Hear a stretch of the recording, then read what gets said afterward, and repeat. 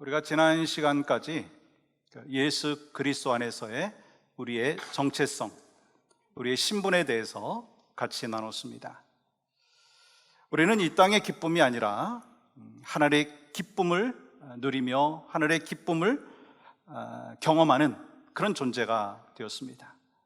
또 우리는 예수 안에서 살면서 그리스도의 편지다, 그렇게 말씀을 드렸습니다. 또 우리는 하나님의 택함받은 백성이고 왕같은 제사장이고 거룩한 나라이고 하나님의 소유된 백성이 되었습니다. 아멘이시죠? 그리고 우리는 바로 예수 안에서 내가 죽고 내 안에 그리스도께서 살아 역사하시는 존재로 지금 살아가고 있습니다. 그러면서 주님은 우리를 향하여 뭐라고 말씀하셨죠? 너희는 세상의 소금이다, 너희는 세상의 빛이다. 그것이 바로 여러분과 저의 정체성이고 신분입니다. 그리고 앞으로 몇 주간 동안에는 예수님을 닮아가는 이 성도의 삶에 대해서 함께 나누려고 합니다. 우리 기독교 고전 중에 그리스도를 본받아라고 하는 책이 있습니다. 이 성경 다음으로 우리 크리스천들에게 영향력을 많이 끼친 책으로 평가되고 있고, 이 감리교의 창시자이신 존 웨슬레나 또 존 뉴턴 같은 그분들도 이 책을 통해서 많은 영향력을 받게 되었습니다. 15세기 수도사였던 토마스 아 캠피스는 어떻게 하면 예수님을 닮은 이 경건한 삶을 살아갈 수 있을지 또 후배들과 동료 수도사들에게 전하기 위해서 이 책을 쓰게 된 거예요.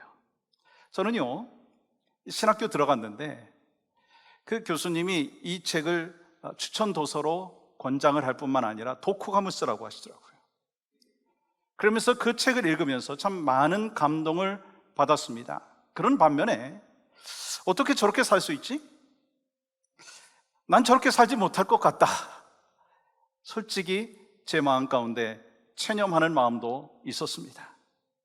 우리가 깊은 산 속에 기도원에 가가지고 막 땀 흘려 노동을 하면서 예수님만 바라보면 그렇게 살 수 있겠다라고 그런 생각이 들었습니다. 근데 수많은 뉴스와 미디어와 수많은 인간관계 속에서 어떻게 주님만 바라보고 살아갈 수가 있는가라고 하는 생각을 할 수가 있는 것이죠. 아마 여러분들 가운데도 그런 분들이 계실 거예요. 근데요, 수많은 성경의 인물들과 믿음의 선배들은요, 예수님만 바라보면서 참 경건의 삶을 살았다라고 하는 거예요. 그러면 기독교 역사 속에서 예수님만 바라보며 살았고 예수님을 본받아 살았던 사람들이 누가 있나요?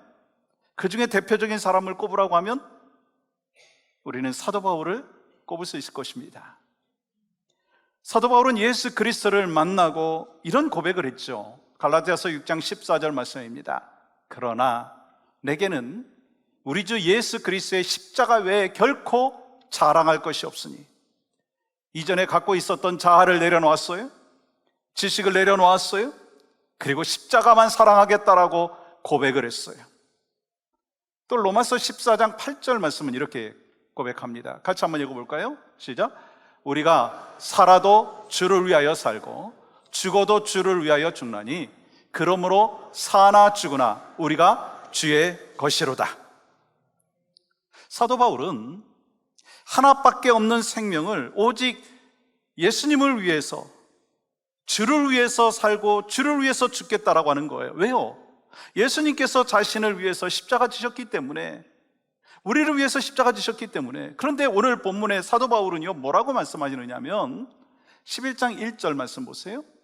내가 그리스도를 본받는 자가 된 것 같이 너희는 나를 본받는 자가 되라. 여러분, 성경에 보면 우리가 본받고 싶은 인물들이 참 많습니다.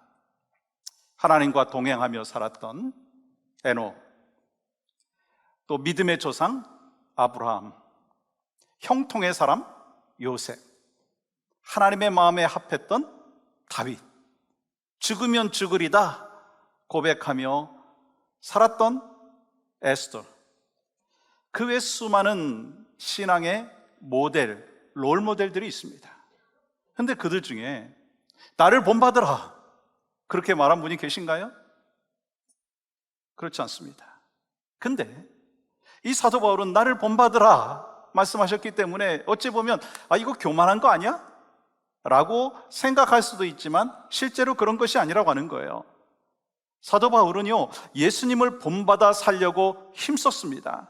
그래서 내가 예수님을 본받은 자 된 것처럼 너희들도 나를 본받으라, 너희들도 그리스도를 본받으라 라고 말씀하는 거예요. 그러면 예수 그리스도가 누구신가요? 우리의 죄와 사망에서 구원하시려고 십자가에 못 박혀 죽으신 분이에요. 여러분, 이 사실 믿습니까? 그것이 바로 예수님께서 하신 일이라고 하는 거예요. 그래서 사도 바울은요, 예수님을 마음속에 품고 예수님처럼 살려고 힘썼다라고 하는 거예요. 비록 자신이 죽는다 한다 할지라도 한 영혼이라도 더 구원을 얻게 하기 위해서, 한 영혼이라도 더 예수님을 믿게 하기 위해서 자신의 유익을 포기하고 다른 사람의 유익을 구했다라고 하는 거예요. 사도 바울은 그렇게 살았고 고린도에서 그렇게 또한 목회를 했어요. 그러면서 고린도 교인들에게 그리스도를 본받은 사람으로 내가 살고 있듯이 너희도 그렇게 살라 라고 말씀하고 있는 거예요.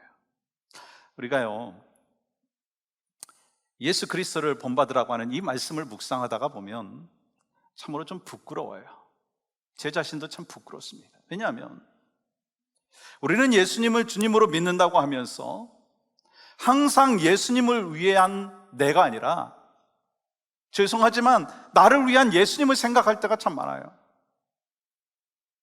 또한 우리의 삶을 되돌아보면 나의 유익과 나의 성공과 나의 가족과 나의 교회만을 바라보면서 잘 되기를 소망하는 그런 적도 많았습니다. 그렇게 자기 중심적인 삶의 모습이 있다는 것이죠. 만약에 교회 안에 그런 모습만 있다면 어떻게 되겠습니까? 교회는 끊임없이 다툼이 있고 분쟁이 일어날 거예요. 왜요? 모든 일이 자기 중심적으로 하기 때문에, 언제나 나는 옳고 상대방은 틀리다고 생각하기 때문인 거예요. 또한 자기 중심적이 되면요, 다른 사람에 대해서 무관심합니다. 함께 예배하는 그 성도님의 이름도 잘 모르고 또 인사도 안 하고, 그러면서 나는 하나님 앞에 예배만 드리면 된다, 이 공동체를 허락해 주셨는데 나만을 생각하고 그렇게 살아가는 신앙생활, 그것이 하나님 앞에 기쁨이 될까요? 하나님이 원하시는 삶의 모습일까요? 그것은요, 하나님을 섬기기 위해서 신앙생활하는 것이 아니라 나의 유익을 위해서 하는 것이고요, 하나님을 섬기는 것이 아니라 하나님을, 또 죄송하지만, 이용하는 것이 될 수밖에 없다고 하는 거예요. 전 고등학교 때 예수님을 인격적으로 영접하고 또 신학교에 가서 제가 기도했던 간절한 기도의 제목이 있었습니다. 주님, 제가 주님을 본받는 삶을 살게 하여 주시옵소서. 주님처럼 생각하고 주님처럼 말하고 주님처럼 행동하게 하여 주시옵소서. 근데요, 세월이 흐르고 흘러가지고 제 자신을 되돌아보니까 나는 도저히 예수님처럼 살지 못할 것 같아요. 과거에도 그랬고 지금도 그렇고 앞으로도 그렇지 못할 것 같아요.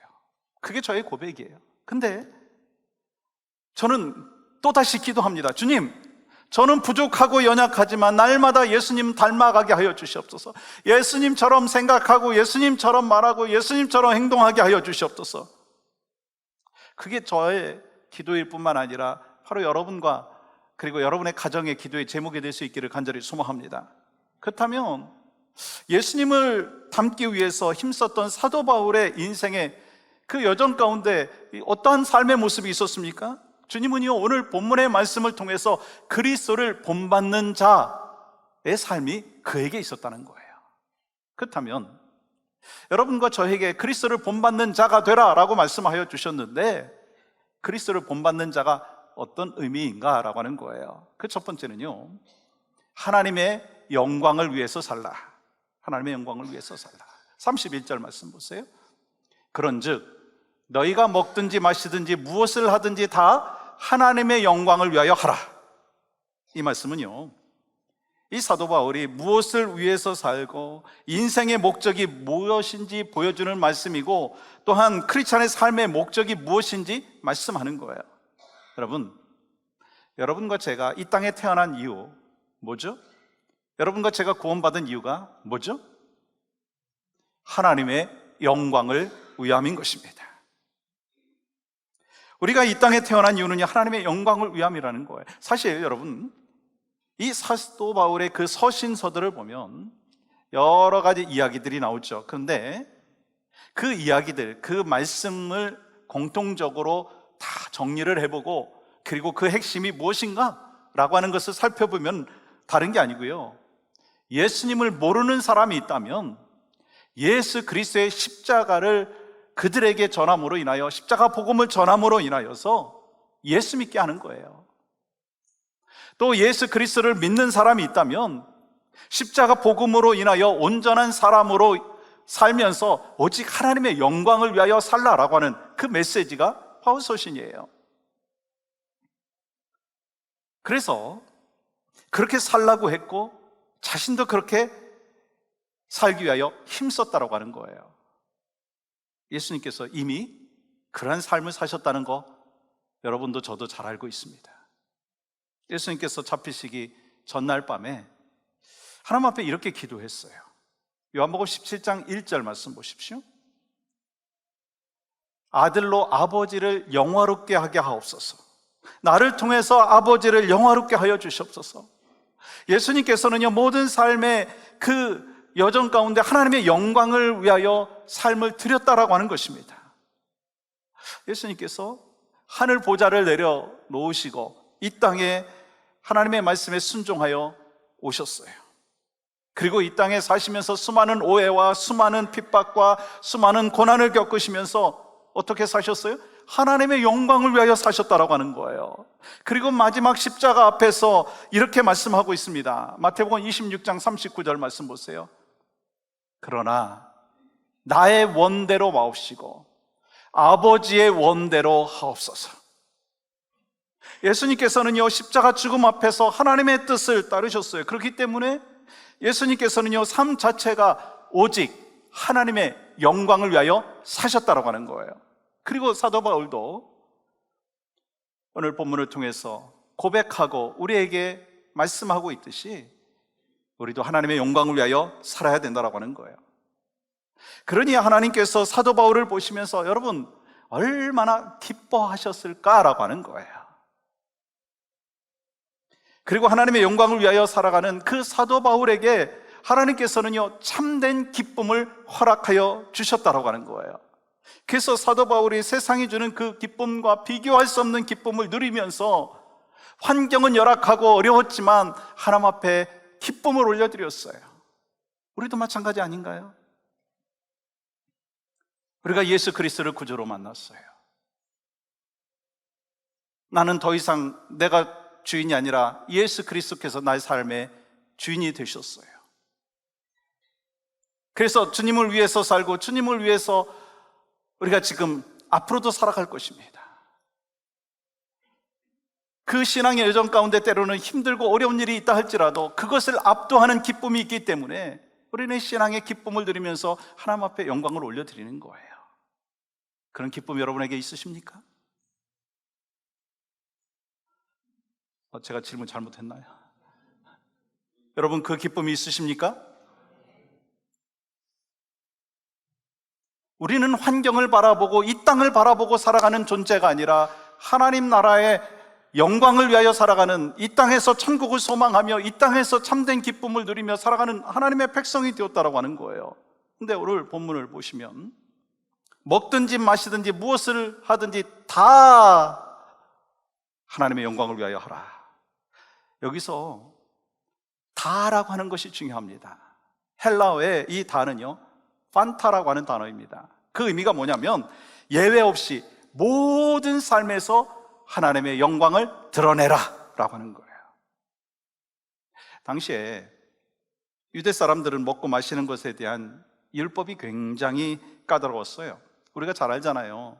구약 성경에 보시면 먹는 것, 마시는 것에 대해서 많이 말씀하셨죠. 어떤 것은 먹어도 되고 어떤 것은 먹지 말아야 되고 하면서 음식에 대하여 많은 가이드라인들을 주었습니다. 근데 그 음식에 대한 그 법을 잘 지키는 것이 그 신앙의 좋고 나쁨을 판단하는 그 기준이 되어버린 거예요. 그런데 사도 바울이요, 예수님을 만나고 나니까 전혀 달라진 거예요. 예수님 만나고 나니까 전혀 달라졌어요.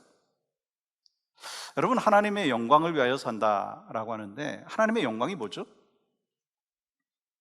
하나님의 이름을 높이기 위해서 하나님 앞에 감사하고 하나님 앞에 찬양하고 하나님을 경외하는 거예요.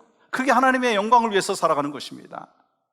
먹든지 마시든지 무엇을 하든지 직장 생활하든지 사업을 하든지 결혼을 하든지 봉사를 하든지 헌신을 하든지 모든 일에 있어서 하나님의 영광을 위하여 하라고 하는 거예요. 여러분, 하나님의 영광을 위해서 하라고 하는 것은 무슨 십자가를 꼭 지고 살아가고 이 순교를 한다든지 나라와 민족을 위해서 거창한 일을 하는 것만이 그 하나님의 영광을 위한 것이 아니라는 거예요. 예를 들어서 이런 거죠. 우리가 식당에 갔습니다. 그래서 성도하고 같이 음식을 나누면서 기도하고 그리고 교회 이야기하죠. 그러면 이제 웨이트리스들이 보면서 저분들이 교회 다니는구나 알겠죠. 근데 페이할 때 혹시 너무 박하게 팁을 놓고 나오면 그게 하나님의 영광일까요? 아닐까요? 그것도 잘 모르시겠어요?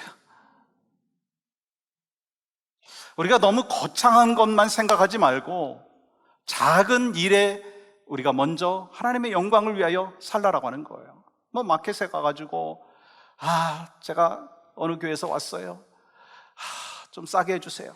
절대로 그 얘기 하지 말라는 거예요. 예? 교회에서 왔으니까 페이 잘하고 감사하다고 이야기하고, 그게 바로 크리스찬의 삶의 모습, 그것이 바로 하나님의 영광을 위한 삶이 아니라고 하는 것입니다. 나에게 주어진 일상에서 크리스찬답게 생각하고 크리스찬답게 말하고 크리스찬답게 주변을 보고 크리스찬답게 사람을 보고 크리스찬답게 매일매일 살아가는 삶을 의미하는 거예요. 그렇기 때문에 우리가 먹든지 마시든지 자녀를 키우든지 직장 생활하든지 사업을 하든지 무슨 일을 하든지 하나님의 영광을 위해서 하라고 하는 거예요. 그러면 여러분과 저 자신에게 한번 질문해 보시기 바랍니다. 내 삶의 모든 부분에서 하나님의 영광을 위하여 내가 지금 살아가고 있는가?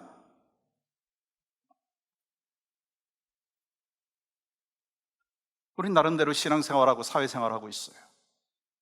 그렇다면 정말 오늘 본문에서 말씀하시듯이 먹든지 마시든지 무엇을 하든지 하나님의 영광을 위한 것이 우리의 인생의 목적이고 우리의 인생이 방향이 되었느냐는 거예요. 사도 바울을 통해서 주님은 말씀하십니다. 그리스도를 본받는 자가 되라. 그리스도를 본받는 자, 하나님의 영광을 위하여 살아가는 삶의 모습, 그것이 바로 주님의 삶이셨고 사도 바울의 삶이었고, 바로 여러분과 저도 무엇을 하든지 다 하나님의 영광을 위하여 살아가시는, 그래서 그리스도를 본받는 자가 될 수 있기를 주님의 이름으로 간절히 축복합니다. 또한 그리스도를 본받는 사람은요, 걸림돌이 아니라 디딤돌의 인생을 살아가게 된다는 거예요.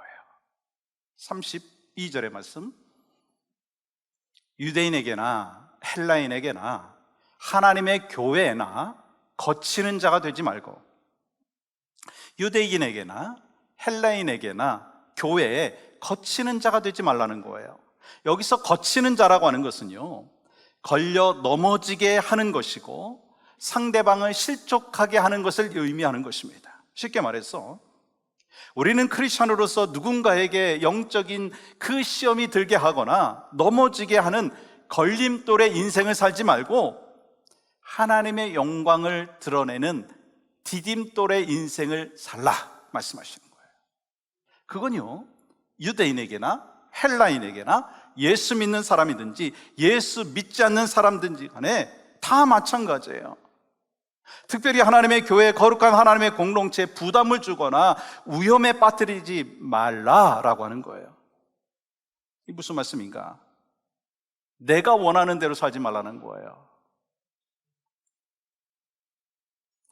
제가 지난 2주 동안 이제 오전에 예배 마치고 오후에 노회에서 실시하는 그 장로 피택자, 권사 피택자 교육에 강사로 갔었어요. 그러면서 제가 계속해서 그 피택 받으시고 이제 임직을 받으실 분들을 향하여 강조하고 강조했던 것이 있어요. 여러분들이 교회 리더이고 교회를 세워나가는 귀한 책임을 맡으셨는데, 여러분들이 교회와 하나님 나라의 영광을 위하여 걸림돌이 되지 마시고 디딤돌이 되시기 바랍니다. 영혼권의 걸림돌이 되지 마시고 영혼권의 디딤돌이 되시기 바랍니다. 막 강조하고 강조했어요. 왜요? 저의 기도 제목이기 때문에, 그리고 또한 하나님께서 원하시는 모습이기 때문이에요. 우리는 무엇을 하든지 이러한 것이, 이렇게 하는 것이 바로 하나님의 영광을 위한 걸림돌인가 아니면 디딤돌인가라고 하는 것을 늘 분별을 하면서 걸림돌이 아닌 디딤돌의 인생을 살 수 있기를 주님의 이름으로 간절히 축복합니다. 정말 예수님 만나서 우리 신앙의 인격과 성품이 달라지게 되었다면 우리는요, 영혼 구원을 위하여서 걸림돌이 아니라 디딤돌로 살아가는 거예요. 그리고 하나님께서 사랑하시는 한 영혼 한 영혼을 살리기 위해서 우리가 살아가야 된다는 거예요. 근데 요즘에 보면 참 많은 사람들이 개인주의, 이기적인 모습들이 있습니다. 저도 그 영향도 받고 있고 여러분들도 그러실 거예요. 그래서 많이 사용하는 단어 중에 하나가 뭐냐면 I don't care. I don't care. 내가 알 바가 아니라는 거예요. 여러분, 그게 주님의 마음일까요? 우리는 다른 사람을 무시하고 내 중심으로 살아가는 사람이 아니라 예수 만난 사람으로서 우리는 다른 사람에 대해서 관심이 있어야 된다는 거예요. 왜요? 그 영혼을 주님 앞으로 인도하기 위한 디딤돌이 되기 위해서 필요한 거예요. 늘 보면 늘 반대하시는 분이 계시고 늘 불평하시는 분이 계시고 늘 구경꾼 같은 그런 분도 계셔요. 근데 우리가 그분들을 무시하면 되겠습니까? 직장에서도 교회에서 있을 수 있거든요. 무시하지 말아야 되는 거예요. 왜냐하면 관심을 갖고 그 영혼이 정말 주님 안에서 살아갈 수 있도록 우리가 도와야 된다고 하는 거예요. 내가 하는 말 한마디, 내가 하는 행동 하나, 내가 하는 손짓 하나, 나의 눈빛 하나가 예수님을 드러냈으면 좋겠어요. 왜요? 여러분과 저는 내 마음대로 살아가는 사람이 아니기 때문이잖아요. 예수 믿기 전에는 내가 원하는 대로 살았지만 예수 믿고 난 다음에는요, 내 인생의 주인이 바뀌었어요. 오너십 체인지가 됐어요. 내 인생의 방향이 바뀌었어요. 오직 하나님의 영광을 위하고 한 영혼이라도 더 어떻게 주님 앞으로 인도할까라고 하는 것이 우리 인생의 디렉션이 돼버린 거예요. 여러분, 그렇게 살아야 되지 않겠습니까? 여러분, 교회 다니지 않는 사람들 중에 종종 이런 이야기 합니다. 전혀 교회 나가지 않는 이유가 있습니다. 예수님이 싫어서가 아니고 교회 다니는 사람이 싫어요. 뭐 그런 분들이 있잖아요. 물론 그들 중에 많은 사람들이 크리스천에 대해서 잘못 이해하고 있는 부분이 있다고 저는 생각합니다. 근데 우리는 생각과 그리고 우리가 하는 말 한마디가, 우리가 하는 행동 하나가 사람들에게 신앙의 걸림돌이 될 수도 있다는 거예요. 아니, 교회에서는 장로고 교회에서는 권사고 교회에서는 목사고 집사인데 밖에 나가면 전혀 성도 같지 않은 삶을 살아간다면 여러분, 그건 신앙의 걸림돌이에요. 어디가 갖고 크리스찬이라고 이야기하지 않는 것이 더 낫다는 거예요. 주님이 우리를 향하여 기대하시는 것은 그리스도를 본받는 자의 삶을 살기를 원하시는 그 하나님의 마음은 무엇이냐면 여러분과 제가 신앙의 걸림돌이 아니라 디딤돌로 살아가야 된다고 하는 거예요. 그냥 나는 마음대로 살아가면 되고 뭐 나로 인해서 상처받아도 관계없다. 혹시 그런 분들이 계십니까? 결코 그렇지 않다는 거예요. 예수님께서 우리에게 정말 무섭게 말씀하신 부분이 있습니다. 마태복음 18장 6절과 7절 말씀 보세요. 같이 함께 읽겠습니다. 우리 모두가 한 목소리로 같이 읽겠습니다. 시작. 누구든지 나를 믿는 이 작은 자 중 하나를 실족하게 하면 차라리 연자 맷돌이 그 목에 달려서 깊은 바다에 빠뜨려지는 것이 나으리라. 실족하게 하는 일들이 있음으로 말미암아 세상에 화가 있도다. 실족하게 하는 일이 없을 수는 없으나 실족하게 하는 그 사람에게는 화가 있도다. 여러분, 무섭지 않나요?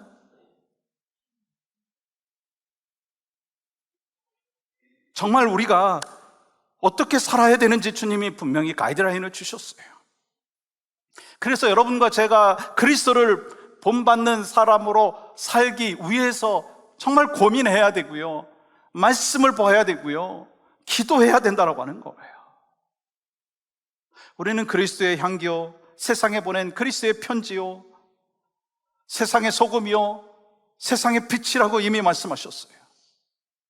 그러므로 보이지 않는 주님을 우리를 통해서 보게 하는 것은요, 참 부담스럽고 참 무거운 책임입니다. 그런데 다르게 생각해 보면 참으로 영광스러운 특권이라고 하는 거예요. 특별히 우리로 말미암아 주님을 보여줘야 될 대상이 있어요. 그 대상이 누굴까요? 내가 그리스도를 본받는 자의 삶을 살아가야 될 이유, 내가 그리스도를 본받는 자의 삶을 살아가면서 보여줘야 될 그 대상이 있어요. 누굴까요? 우리의 자녀들이에요. 우리 다음 세대들이에요.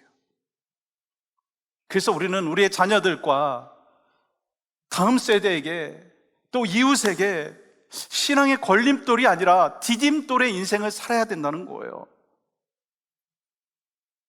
종종 우리의 자녀들과 다음 세대들이 교회를 떠나는 중요한 이유 중에 하나가 뭐라고 말씀드렸죠? 우리 부모님을 보니까 교회는 열심히 다니는데 하나님이 없으신 것 같아요. 그럼 그러면 안 되지 않겠습니까? 참 가슴 아픈 일 아닌가요?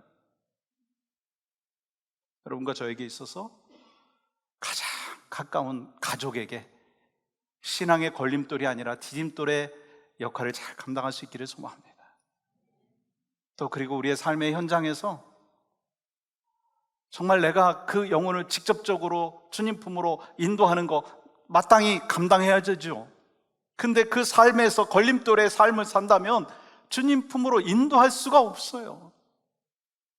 그래서 여러분과 저의 삶 가운데 정말 그리스도를 본받는 하나님의 사람으로 살기 위하여서 신앙의 걸림돌이 아닌 디딤돌의 인생을 살아갈 수 있기를 간절히 소망합니다. 마지막으로 그리스도를 본받는 사람은요, 구원을 위해서 사람을 기쁘게 하라는 거예요. 여러분 33절 볼까요? 나와 같이 모든 일에 모든 사람을 기쁘게 하여 자신의 유익을 구하지 아니하고 많은 사람의 유익을 구하여 그들로 구원을 받게 하라. 모든 사람을 기쁘게 하여 그들로 구원을 얻게 하라는 거예요. 여러분, 사실 사도 바울은요, 평소에 뭐라고 말씀하셨느냐면 사람을 기쁘게 하지 말라, 하나님을 기쁘게 하라 말씀하셨잖아요. 갈라디아서 1장 10절 말씀 보세요. 같이 한번 읽어보겠습니다. 시작. 이제 내가 사람들에게 좋게 하랴, 하나님께 좋게 하랴, 사람들에게 기쁨을 구하랴? 내가 지금까지 사람들의 기쁨을 구하였다면 그리스도의 종이 아니니라. 그렇다면 이 사람을 기쁘게 하라고 하는 이 말씀의 의미가 뭘까요? 하나님의 영광을 드러나게 되는 그 삶을 살기 위해서 그리스도 안에서 일어나는 일이라면 주님께 대하듯이 하라고 하는 의미입니다. 다시 말해서 한 영혼이라도 더 구원하기 위해서 그 영혼을 기쁘게 하라고 하는 것입니다. 그렇습니다. 예수님께서는 한 영혼이라도 더 구원하기 위해서 자기가 싫어하는 사람, 심지어는 원수 같은 사람이라고 한다 할지라도 기쁘게 해 주어야 된다고 하는 거예요. 왜요? 한 영혼이라도 더 구원하기 위해서 자기의 유익을 구하지 말고 다른 사람의 유익을 구하라고 하는 거예요. 한 영혼이라도 더 구원하기 위해서 자신을 포기하고 다른 사람을 생각하라고 하는 말씀입니다. 근데 혹시 이렇게 오해하시면 안 돼요. 예수 믿지 않는 사람들하고 같이 교제하면서 그들에게 기쁨을 주기 위해서 한 잔에 그럼 같이 한 잔 하는 거예요. 가지 말아야 될 곳에 또 가는 거예요. 그 사람답지 않은 그 삶을 살아가는 거예요. 여러분, 순간적으로 그 관계 속에서 그 사람이 기쁨을 누릴 수가 있지만 그거는요, 결국 그 영혼을 주님 품으로 인도하기 위한 방법이 아니고 신앙의 걸림돌이 될 수 있다는 거예요. 그래서 여러분과 제가 정말 크리스찬다운 삶을 살아가면서 정말 그 영혼을 주님 품으로 인도하기 위해서 어떻게 해서라도 저 영혼을 주님 앞으로 인도하기 위해서 그에게 기쁨을 주는 거, 그거는요, 예수 안에서 기쁨을 주는 걸 얘기하는 것이죠. 누가 그렇게 할 수 있겠습니까? 마음을 다하고 목숨을 다하고 뜻을 다하고 힘을 다해서 하나님 사랑하는 사람이에요. 마음을 다하고 목숨을 다하고 뜻을 다하고 힘을 다해서 이웃을 사랑하는 사람이에요. 그런 사람은요, 삶 가운데 그리스도의 향기가 나타나게 되어 있습니다. 그를 통해서 영혼권의 역사가 일어나게 되었어요. 그게 바로 최고의 전도 방법이라는 것이죠. 그러면 여러분, 우리 인생의 진정한 목적이 뭘까요? 하나님의 영광을 위해서 살고, 그리고 신앙의 걸림돌이 아니라 디딤돌의 인생을 살고, 또 한 사람 한 사람을 기쁘게 하는 그 목적의 그 이유가 무엇일까 하는 거예요. 결국 영혼을 구원하기 위해서다라고 하는 거예요. 그렇게 살아가는 그 마지막 인생의 목적은요, 한 영혼 한 영혼을 주님 품으로 인도하기 위해서 그렇게 했다라고 하는 거예요. 그것이 바로 여러분과 저에게 주신 과제라고 하는 거예요. 여러분, 사도 바울이 그렇게 살았어요. 예수 믿기 전에는 교회를 핍박하고 예수 믿는 자를 핍박하는 삶을 살았습니다. 그러나 예수 그리스도가 이 사도 바울의 주인이 된 후에는, 부활하신 주님을 만난 뒤에는요, 어떻게 해서라도 한 영혼이라도 주님으로 인도하기 위해서 힘쓰고 힘썼다라고 하는 거예요. 그래서 사도 바울은 유대인이나 이방인이나 헬라인이나 교회 안에 있는 사람이나 교회 밖에 있는 사람이나 모든 일에 모든 사람의 기쁨이 될 만한 삶을 살아갔고, 그리고 말과 행동을 조심해서 성숙한 크리스찬의 삶을 살아갔어요. 왜 그렇게 했을까요? 여러분과 제가 그렇게 살아가야 되는데 왜 그렇게 살아가야 될까요? 사도 바울은 이렇게 고백하죠. 고린도전서 9장 19절 보세요. 같이 함께 읽겠습니다. 시작. 내가 모든 사람에게서 자유로우나 스스로 모든 사람에게 종이 된 것은 더 많은 사람을 얻고자 함이라. 한 사람이라도 더 구원을 얻게 되기 위해서 사도 바울이 어떻게 살았어요? 율법이 있는 사람에게서는 율법이 있는 사람처럼, 율법이 없는 사람에게는 율법이 없는 사람처럼, 이방인에게는 이방인이 된 것처럼 그렇게 살았어요. 왜요? 한 영혼이라도 예수 안에서 구원을 얻게 하기 위함이었습니다. 이것이 정말 예수님 만난 사람의 삶의 모습이고 예수 안에서 변화된 삶의 모습이라고 하는 거예요. 여러분과 저는 오늘 기독교 역사에서 가장 멋지게 예수님을 따라갔고 그리스도를 본받은 한 사람의 삶의 스토리를 같이 나눴어요. 그리고 고백을 나눴어요. 근데 저는 우리 부모님들이 자녀들에게 남겨야 될 신앙의 유산 한마디가 있다고 생각합니다. 그게 뭐여야 될까요? 내가 그리스도를 본받은 것처럼 너희도 나를 본받으라. 내가 그리스도를 본받은 것처럼 너희도 나를 본받으라. 비록 부족하고 연약하지만 엄마 아빠가 그리스도를 닮아가는 것처럼 너희들도 그리스도를 닮아가라. 우리 교회 리더들이 하셔야 될 말씀이 뭘까요? 내가 다 부족하지만 그리스도를 닮기 위해서 애쓰고 노력하고 기도하는 것처럼 여러분들도 그렇게 사십시오. 그게 우리의 삶의 모습 가운데 있어야 되지 않겠습니까? 사랑하는 여러분, 우리 모두가 그리스도를 본받아 하나님의 영광을 위해서 살기를 원합니다. 먹든지 마시든지 무엇을 하든지 다 하나님의 영광을 위해서 살고, 신앙의 걸림돌이 아니라 디딤돌의 인생을 사시기를 원합니다. 한 영혼 한 영혼이 기쁨을 얻고 행복함으로써 결국 그에게 예수 그리스도의 복음을 증거함으로 그 영혼이 주님 앞으로 나올 수 있도록, 그것이 바로 여러분과 저의 인생의 목적이 되고 방향이 될 수 있기를 원합니다. 그래서 세월이 흐를수록 그리스도의 인격이 내 삶 가운데 나타나고 그리스도의 성품이 내 성품 가운데 나타나고, 그러면서 이런 말을 좀 들었으면 좋겠어요. 아니, 제가 이렇게 그런 얘기 좀 들었으면 좋겠고 여러분들이 그런 이야기를 좀 들으셔야 되지 않겠습니까? 당신을 보면 참 본받고 싶습니다. 당신을 보면 예수님이 어떤 분이신지 알겠습니다. 그러한 은혜와 복이 바로 여러분과 저에게 있기를 주님의 이름으로 간절히 축복합니다.